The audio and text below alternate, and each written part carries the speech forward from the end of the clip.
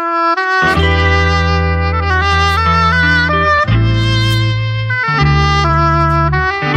now, Insights with Terri Coots. A weekly look through the eyes of predictive astrologer Terri Coots. Here's Terri. Hi, everyone. This is Terri, and you're listening to Insights with Terri Coots. Thank you for joining me on this journey of the week of July the 17th, right straight through the 23rd. A lot of activity in those heavens above us for this week. So put your seatbelts on and let's go for a ride. It'll be pleasant.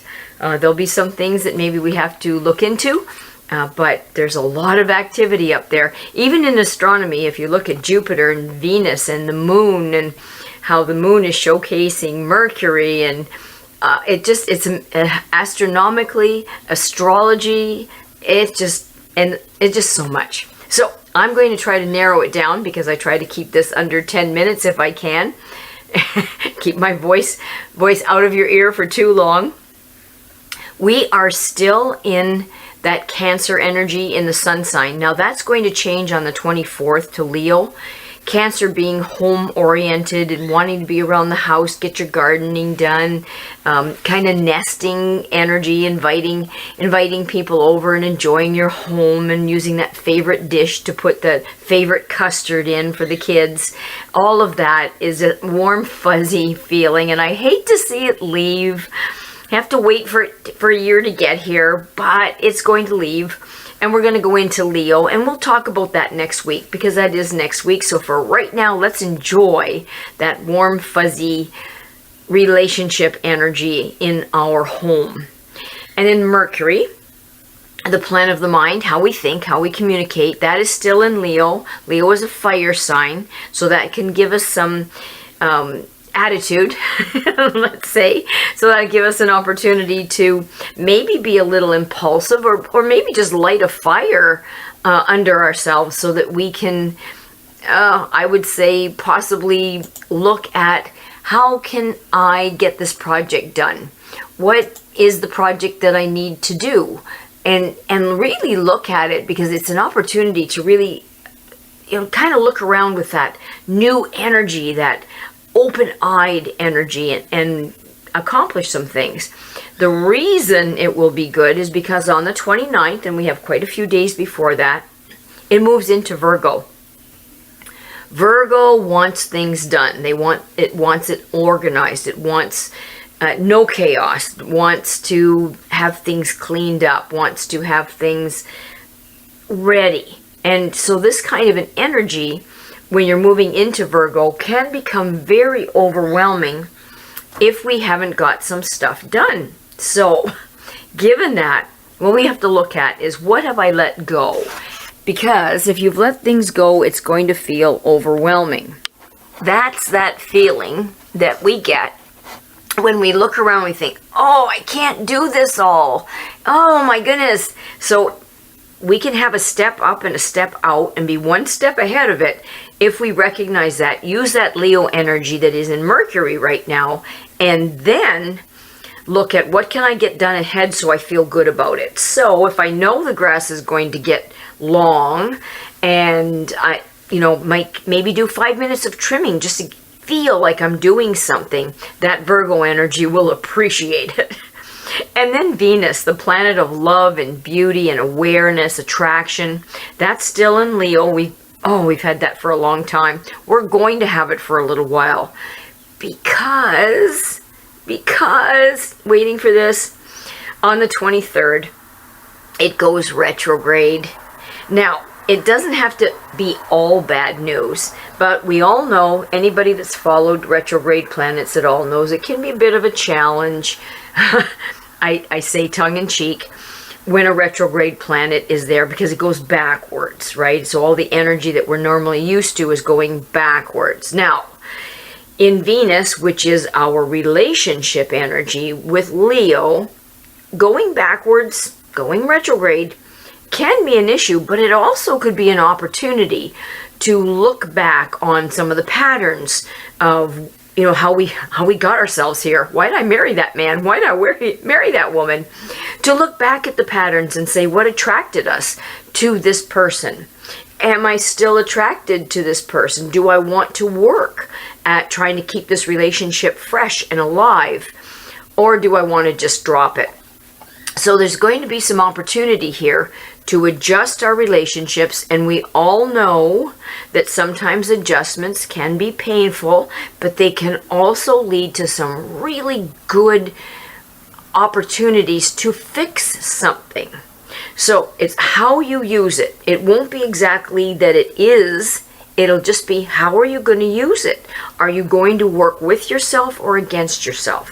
Are you going to work with the planets or against the planets? That's something you have to think about. We do have to think about it.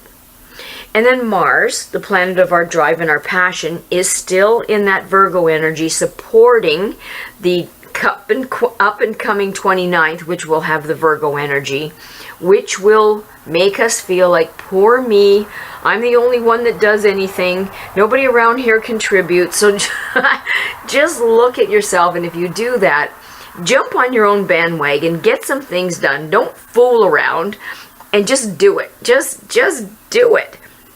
Now, on the 17th, which will be the day that some of you listen to this, but it lasts for a couple of days.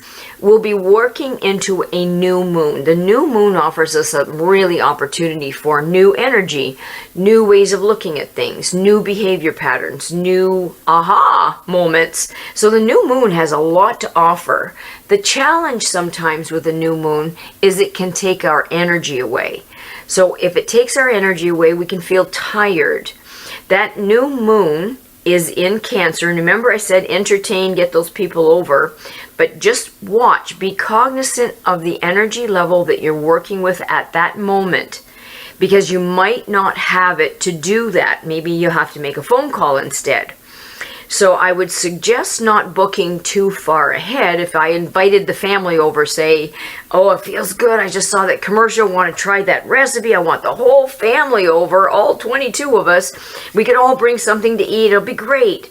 But maybe come that day, we'll be tired and think, oh, why did I do that? I'm so exhausted. So maybe with that fire impulsive energy, it might be the time to do the impulse. Hey, tomorrow, Monday night, everybody, my house, bring some food. We're all going to have an impromptu get together. That way it's not as pre-planned to drain your energy ahead of time. And tell them they have to leave in 2 hours. They can't overstay their welcome. Now, the beginning of the week, the vulnerable part of the body can be the heart, the blood pressure, blood circulation if you have a problem with that. So if you have a vulnerability in that area, take care of that. The moon is in Leo, and Leo, the medical astrology, Leo rules the heart. Now, the heart is how we feel about ourselves, how we feel about others. So this would be a good time to find something that you like about somebody and praise them sincerely. Find something that you admire about somebody. Demonstrate it. Bring it to their attention. Some people would feel good in the spotlight, even though they say they wouldn't. This Leo energy likes to roar. So just decide who you're with, what they really like, what they're saying is true or not true. There will be a fear of criticism, even if it's constructive. And it will be hard to accept feedback if it's constructive criticism, but it might be a learning opportunity for some of us to be criticized gently, lovingly, and accept it and look at it to see it for what it is. Then towards the end of the week, we're looking at doubling up on that Virgo energy that we talked about, because it's going to be in the moon. And that's that organizing I was talking about, order, clarity, having your emotions on an even keel. You'll want to do that. What our lesson will be with this is tolerance. Trying to look at people doing the wrong thing with tolerance, patience, accepting the imperfections of life, and maybe trusting life to run its own way and not try to control it, and really look at our expectations and say, are they reasonable? Are they reasonable expectations? And if they are, terrific. If they're not, what can we do about it? The number 22, that is very rare for us to have. It's not given to us. That's the number that we were given this week to pair with where the zodiac signs are. 22 doesn't happen very often. We get twos a fair amount, but not 22. Now, 22 is 2-2, right, which is pair. So they're saying that we may need or be encouraged to seek collective activities. Hey, that frisbee golf, or something that's collective where people gather to do something. It's an energy field that likes to point at the mind, so using our intelligence. So you might be called to use your head, and sometimes I look at people, I wonder if they're doing that. So we do have to look at situations that will come at us, that will be challenged by the universe to think, to use our intelligence, to use our head. There may be a little bit of a desire in us to build things for others. So if you're into projects, you might be called to crochet something for somebody, or to create something for somebody, to build a project. I had a fellow just the other day help me with some of the equipment out in the agility field for the dogs, and so he built another dog walk for me. I'm so grateful, and it's gorgeous, and I love it, and I can hardly wait to have all the dogs out here to work with it. So it's a really good time for that.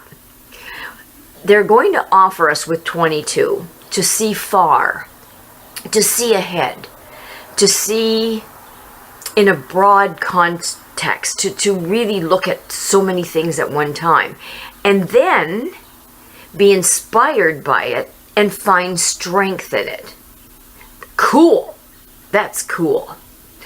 Watch the weakness of 22 can be mental overload, even insanity. And I think that's rampant right now. So we do have to be careful with that.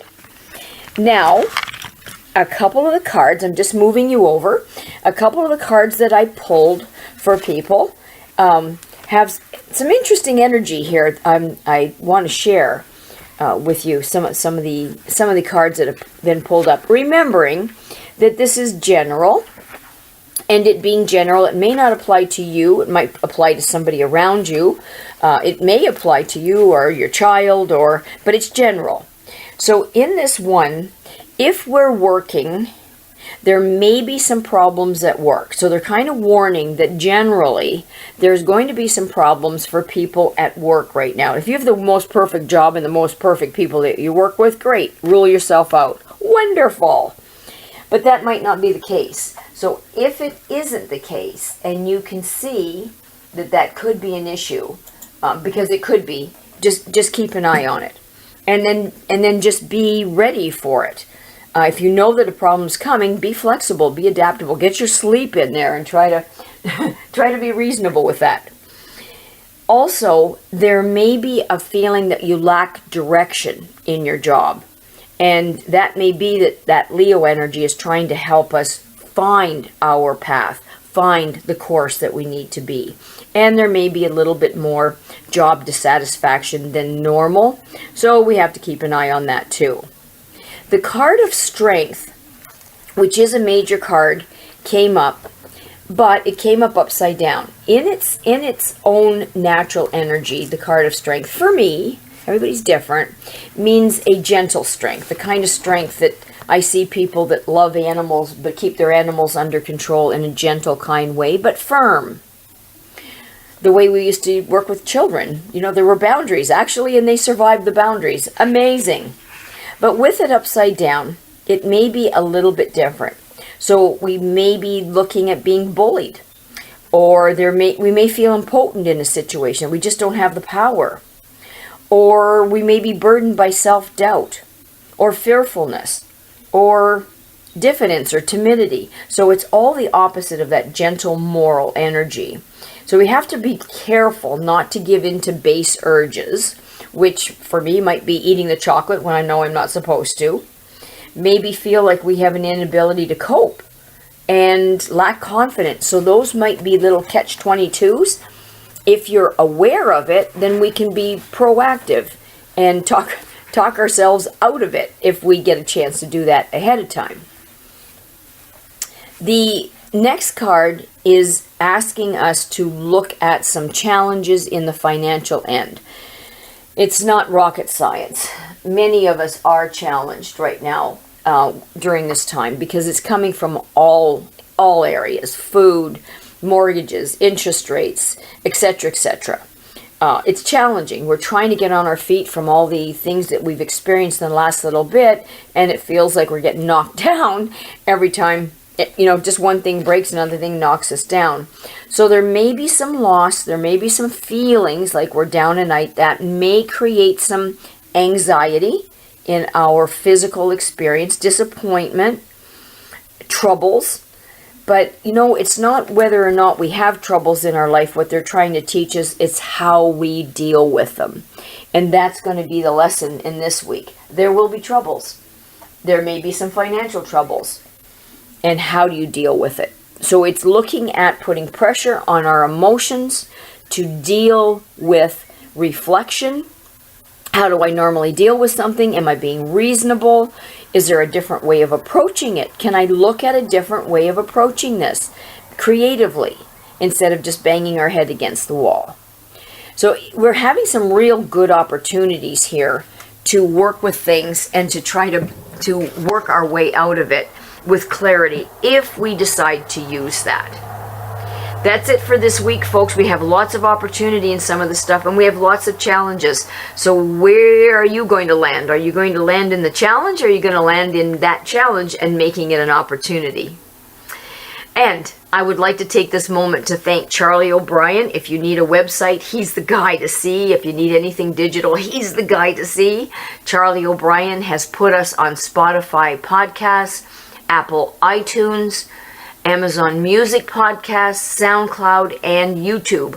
When he gives me the link, I will put that up on Facebook if you need to listen to that or you would like to. He also has created the website, www.terriworld.com, and he has archived some of the 4 or 5 of the last podcasts in case you missed some, or you want to go back and, just listen to, what was that again? So thanks again to Charlie O'Brien for all his hard work on this. Thanks again to you for taking your time to listen. And hopefully we will see you, listen to you, hear you next week. If you need me, you can call or text to make an appointment at 519-726-6699. Or you can email me at terri.coutts@gmail.com. Thanks again, everybody. Have a lovely week. We'll talk soon. Bye for now. Thanks for listening to Insights with Terri Coots. Visit Terri's website at terriworld.com. TERRI world.com.